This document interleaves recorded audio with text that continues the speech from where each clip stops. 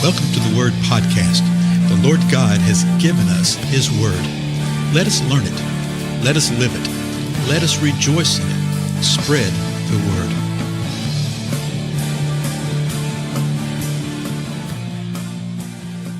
Blessings, everybody. This is Dale. Thank you so much for joining with me again on the Word Podcast.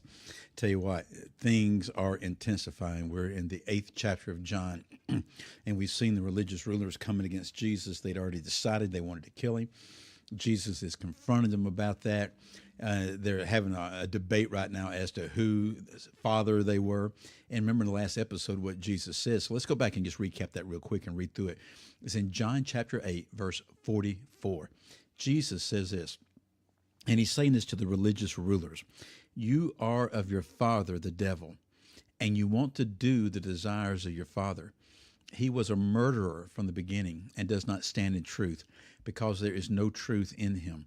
Whenever he speaks a lie, he speaks from his own, for he is a liar and the father of lies. But because I speak the truth, you do not believe me. Which one of you convicts me of sin?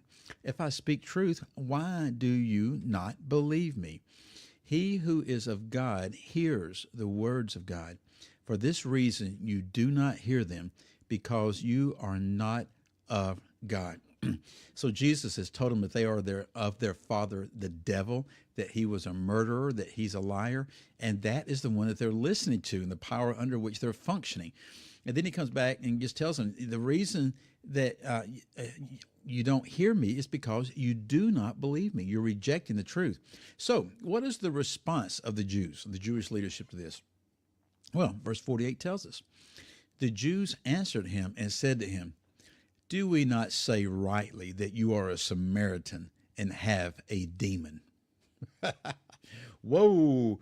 You know, this is the strategy of the religionists, is that when you confront them with truth, they will immediately default into ad hominem attack. Okay, they will start attacking you personally. They'll attack your character. They'll attack what you are doing. Okay, particularly if it's something good of the kingdom, they'll start doing that.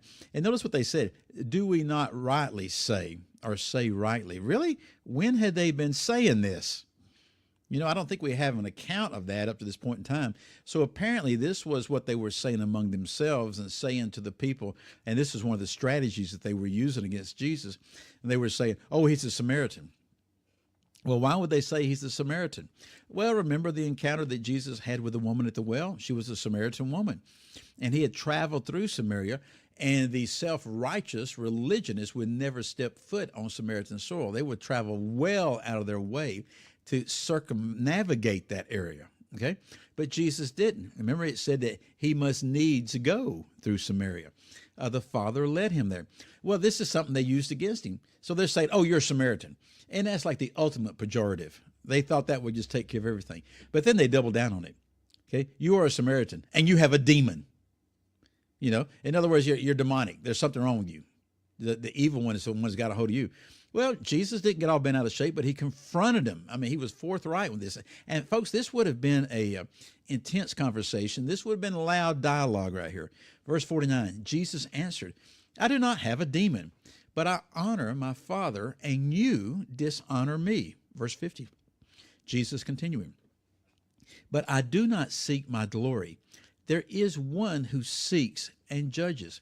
Truly, truly, I say to you, if anyone keeps my word, he will never see death. And remember earlier in this chapter, it said that Jesus looked to the Jews that had believed.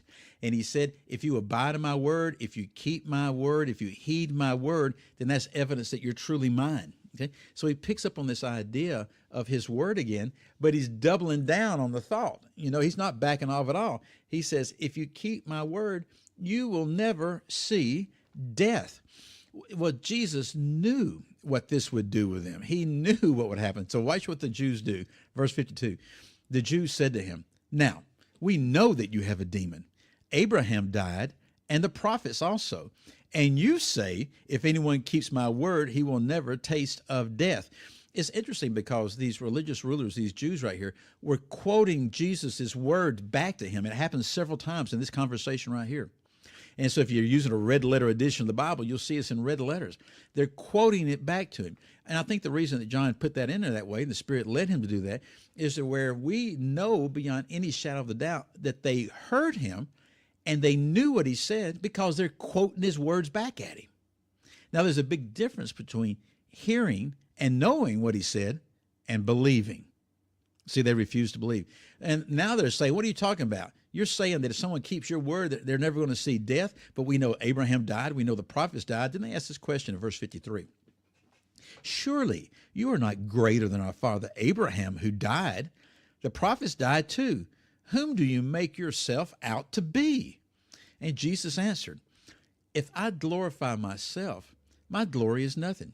It is my Father who glorifies me, of whom you say, he is our God. And you have not come to know him, but I know him. And if I say that I do not know him, I will be a liar like you. But I do know him and keep his word. So they're saying, well, who in the world do you say you are? Abraham died, the prophets died, but you're saying if someone keeps your word, they're not going to experience the death? And Jesus says, no, I'm not going to glorify myself. If I glorify myself, that glory is nothing. But it's my Father who glorifies me. Notice Jesus keeps bringing it back over and over and over. And we'll see even further down the road, even more of this, that he and the Father are one. And it's Father that's instructing him and guiding him. And he said, this is the same Father to whom you say he is our God. This is the Father that you claim to be of. But Jesus tells them, you don't know him. You have not come to know him. Verse 55 said that. He says, I know him because I came from him, but you do not know him. If I were to tell you that I did not know him, I would be a liar like you are. But I do know him, and I keep his word. So you see, Jesus was not backing down. Too often, I think that we have a tendency to want to back off from the truth. Now, I'm not talking about being argumentative or anything like that. No, not at all. But to speak the truth and keep bringing the truth up, and even more the truth. Verse 56, your father Abraham rejoiced to see my day, and he saw it and was glad. So they brought up Abraham again, which they had done several times. He says, okay, yeah, your father Abraham, he rejoiced to see my day. He rejoiced to see the time that I would be here right now, and he was glad in it. Well, that really threw him off. Verse 57, so the Jews said to him, you're not yet 50 years old, and have you seen Abraham? So they couldn't figure out, he's not even 50 years old. How could he have seen Abraham? He's going to say something here, which he has said several times already. He's going to say it repeatedly, and you're going to see the response. Verse 58, Jesus said to them, truly, truly, I say to you, before Abraham was, I am. Whoa. Jesus said, and is claiming to be the great I am. In Greek, it's the words ego eimi. Okay, I am. It echoes back to Exodus when the encounter that Moses had in the burning bush when he asked God, who shall I say sent me? And God said, say, I am. Jesus is saying, I am God. I and the Father am one is the thing he's laying out. And you say, well, no, how do you know he's really saying that? Well, because of the next verse, the last verse we'll look at today, the way they reacted. Excuse me. And we see this several times. We've seen it already in a couple of instances. We're going to see it even more. Verse 59, therefore, they picked up stones to throw at him, but Jesus hid himself and went out of the temple.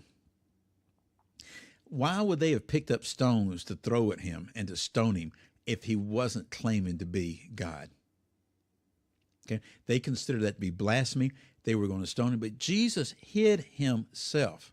That's interesting. You see several times where Jesus hid himself, and then he passes through the crowd. I don't think he's hiding behind the curtain. I'm thinking there's something in the form of what we would call supernatural that's occurring, at least in some of these instances, where he passes through the crowds and nobody touches him.